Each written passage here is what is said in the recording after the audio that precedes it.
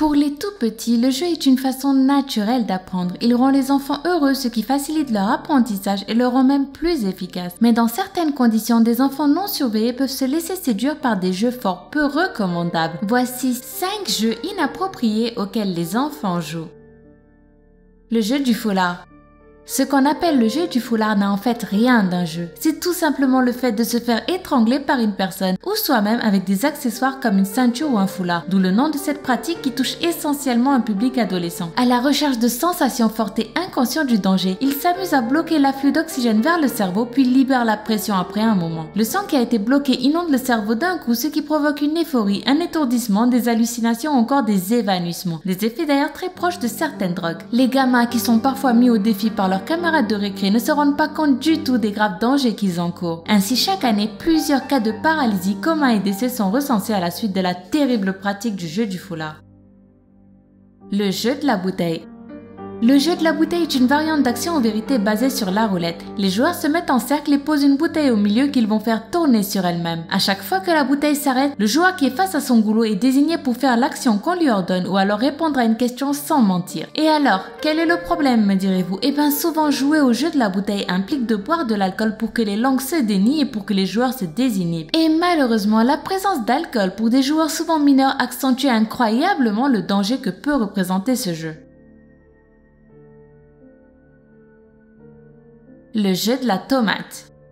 Le jeu de la tomate fait partie de ces jeux dont le principe est à la fois super simple et super dangereux. Il s'agit de prendre une grande inspiration, de gonfler les joues et d'attendre de devenir rouge écarlate pour réussir à halluciner à voir des formes, des couleurs, des carrés ou des ronds sous l'effet de la privation d'oxygène. En addition à l'attrait de la découverte, dire non à ce jeu peut signifier parfois pour certains enfants se retrouver tout seuls à la récré. Ainsi, sous la pression du groupe, les enfants s'adonnent donc souvent sans le savoir à d'horribles pratiques susceptibles de les handicaper à vie, voire même de leur ôter la vie.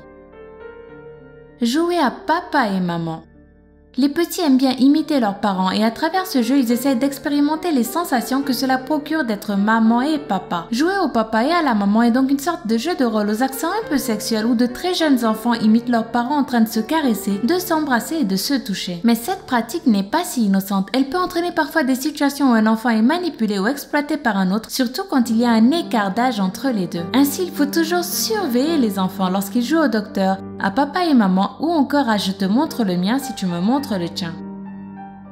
Grand Theft Auto.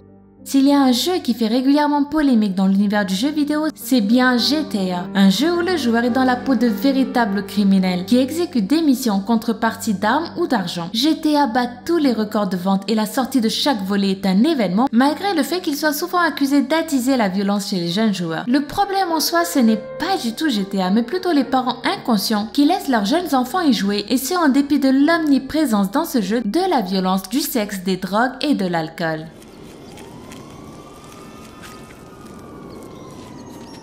Yeah, it's a real mellow contemplative high that comes from your... Those clowns over there. C'était 5 jeux inappropriés auxquels les enfants jouent. Lequel de ces jeux connaissez-vous le mieux? Dites-le nous en commentaire. Sinon, n'hésitez pas à soutenir le Lama Fâché en mettant un pouce en l'air juste en dessous de cette vidéo et surtout à la partager à mort sur Facebook et sur Twitter. Moi, je vous souhaite une bonne fin de journée et à bientôt pour une nouvelle vidéo.